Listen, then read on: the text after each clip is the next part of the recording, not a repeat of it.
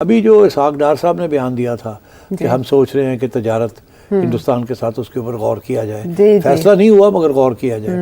अब देखते हैं कि इंडिया क्या इस बात पर रजामंद होता है। देखें पाकिस्तान घुटनों पर बैठ गया और सरेंडर कर रहा है पाकिस्तान।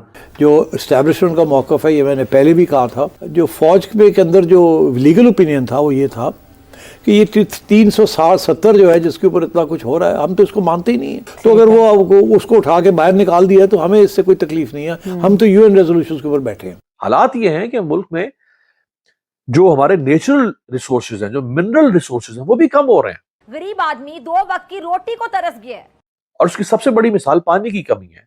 हमारी गैस खत्म हो गई है, इसी तरह तेल हमारा खत्म हो रहा है। पाकिस्तान को एनर्जी क्राइसिस का सामना है, मुल्क में इंफ्रास्ट्रक्चर नहीं है। आप लोगों का कोई अगर डिस्प्यूट है वो अपनी जगह पे चलता रहे, मामला आपके दीगर चाइना और हिंदुस्तान के दरमियान क्या क्या कुछ नहीं होता, ये काम भी हो रहा है। हम तो अजीब से ही लोग हैं, अजीब व गरीब लोग हैं। जय हिंद दोस्तों, आपका स्वागत है आपका अपना चैनल अपना इंडिया पर। दोस्तों, जैसे कि आप लोगों को पता है कि पाकिस्तान का दिन पर दिन हालात खराब होते जा रहा है। कभी आटे को तरस रहे होते हैं, कभी बिजली बिल बहुत महंगा हो गया, कभी कुछ। दोस्तों, अब खबर निकल कर यह आ रही है कि पाकिस्तान चाहता है कि भारत से ट्रेड करे, जबकि हमारे विदेश मंत्री जयशंकर जी ने कई बार सोशल मीडिया पर बोला है कि आप जो यह ड्रामा कर रहे हैं यह नहीं चलेगा। फिर भी पाकिस्तान चाहता है कि हम भारत से ट्रेड करें। वैसे दोस्तों, जिन लोगों को पता नहीं है कि ट्रेड किसे कहते हैं, तो आइए हम आपको बता दें कि ट्रेड को हिंदी में व्यापार कहते हैं। यानी पाकिस्तान चाहता है कि हमारा जो प्रोडक्ट है वह इंडिया जाए और जो इंडिया का प्रोडक्ट है वह पाकिस्तान आए। ऐसा करने से पाकिस्तान को बहुत ज्यादा फायदा होगा। यानी पाकिस्तान में जो बहुत ज्यादा सब्जी फलों और अन्य चीजों का रेट है वह घटकर काफी कम हो जाएगा और इस प्रकार फिर पाकिस्तान का आर्थिक स्थिति पहले से बहुत अच्छा हो जाएगा। तो आइए देखते हैं कि इस पर पाक मीडिया का क्या कहना है। बुनियादी बात यह कि आपने किस प्रिंसिपल के उसूल के तहत इस तजारत को बंद किया था। आपने वो जो घड़ी काउंट अप क्लॉक है वो आपने क्यों लगाई थी सरीना के उस चौक के ऊपर, सरीना होटल है जहाँ पर इस्लामाबाद में जो रास्ता बनता है पाकिस्तान की तमाम जो पाकिस्तान में मौजूद सफारत खाने हैं, जो डिप्लोमेटिक कॉन्क्लेव है जहाँ पर डिप्लोमेटिक कम्युनिटी रहती है, आपने वहाँ पर एक घड़ी लगाई थी।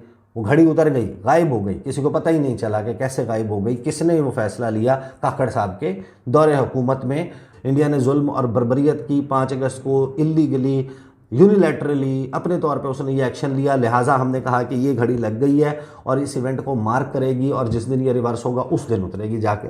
आपने उसको रिमूव कर दिया। क्या इंडिया ने अपने एक्शंस वापस ले लिए थे? नहीं लिए थे। तो जो आपने पोजीशन ली थी, आप अपने पोजीशन से यूनिलैटरली पीछे जा रहे हैं। यही तजारत वाला मामला है। इस वक्त सूरत हाल ये है कि आपके जो दोनों ममालिक हैं उनके कैपिटल्स में उनके हाई कमिश्नर्स यानी एम्बेसडर्स नहीं हैं। वो डाउनग्रेड हुआ है। आपके हाई कमिशंस जो हैं वो अपनी फुल जो है वो कैपेसिटी में नहीं चल रहे। नंबर 2 ये है कि बातचीत का सिलसिला है ही नहीं किसी भी किस्म का। वो किसी ज़माने में होता था, हम लोग फॉरेन सेक्रेटरी लेवल टॉक्स करते थे, फॉरेन मिनिस्टर्स आपस में मिलते थे। अगर बायलैटरली नहीं मिल रहे तो आप किसी बड़ी यानी जो आपकी कॉन्फ्रेंस है यूनाइटेड नेशंस की जनरल असेंबली का इजलास हो रहा है तो उसके बाद जज में साइड लाइन में मिलते थे। फिर हम ये देखते थे कि क्रिकेट टीमें आ जा रही हैं वगैरह वगैरह। इसमें से किसी किस्म की भी कोई बात नहीं हो रही बशमूल उस तिजारत के जिसका कि आपने जिक्र किया है। इस मुल्क के इंटेलेक्चुअल्स को उस मुल्क के इंटेलेक्चुअल्स को आपस में इंटरेक्ट करने दो, सियाहत को फरोग दो, वो फलाना बाकी अपने मामला जारी हो। पता नहीं क्या है ये, तो इस तरह फुटपाथ ही जो होते हैं ना, ये लोचे लफांग फुटपाथों पे इस तरह बिहेव करते।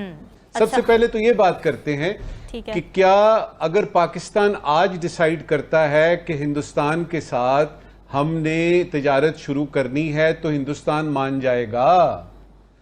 आप अकेले ही तिजारत शुरू कर देंगे कि हम मान गए हैं? उसमें हिंदुस्तान का मानना डेफिनेटली जरूरी है और वो अंडर द सर्कमस्टांसेस वो पॉसिबल मुझे तो नजर नहीं आ रहा। अब औरंगजेब साहब से जब सवाल होता है, मैं आपको बताता हूँ औरंगजेब साहब ने प्रिसाइजली, उनसे तजारत के हवाले से बात हो रही, उनसे सवाल हुआ, वो यूटिलिटी स्टोर वगैरह के दौरे पे गए हुए थे कराची, तो उनसे गुफ्तगू हो रही थी। तो उन्होंने कहा कि आप सुना कि कह रहे हैं इसहाक डार साहब के ट्रेड ओपन कर रहे हैं, तजारत ओपन कर रहे हैं।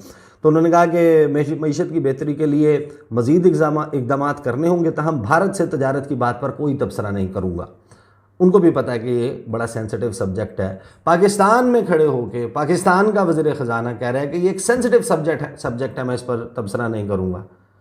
और हमारे वज़ीर ख़ारजा जो समझते हैं या उनको समझना चाहिए कि इसकी नज़ाकत कितनी है, ऑफ द कफ रिमार्क्स दे दी जब आपको पता है कि इंडिया में इलेक्शन होने जा रहे हैं।